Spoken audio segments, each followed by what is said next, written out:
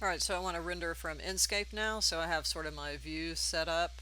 And I have Enscape open to that view, so there's a little pull down here in Enscape where you can pick the view that you want to see. And so I have that pulled up. And then what I want to do is render that out in Enscape. So what you want to do first is go to visual settings in Enscape and go to capture and set up your resolution, and you want it to be proportional to whatever your view is. So for example, if it's set to Ultra HD, it's going to render out at an aspect ratio of 1.78, and we'll take a look at what that is. So what you really want to do is adjust this to match your view. So for example, if I close this, my view, if I size and crop it, is at 8 and 12, which is a 2 to 3 ratio, right? So if I hit cancel and I go back to the Enscape tab,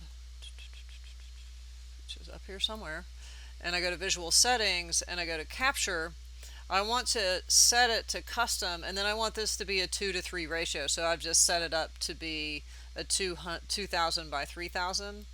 Revit adjusts to it already, but you have to do this in Enscape.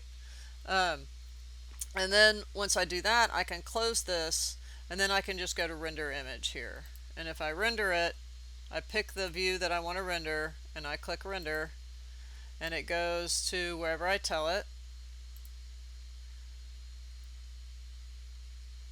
And it renders it out. Now, one thing I didn't talk about is it's actually rendering out masks for you as well. It's rendering out a depth mask, a material mask, and an object mask. So you can see in the capture it says object ID, material ID, and depth channel. So when I open up that file folder and we take a look at what we have, so pull that over here. So here's the Revit rendering.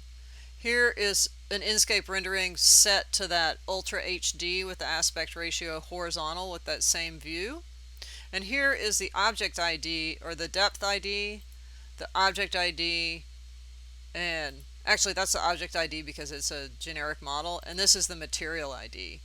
So it breaks up the materials. Now if you go down to the very bottom, you're going to see what it looks like when you set the aspect ratio correctly to that 2 to 3. You'll get this render out. There's the depth channel for that. There's the material channel, and the object ID. It is one big object. So I'm using the linked file here, so that's a little different.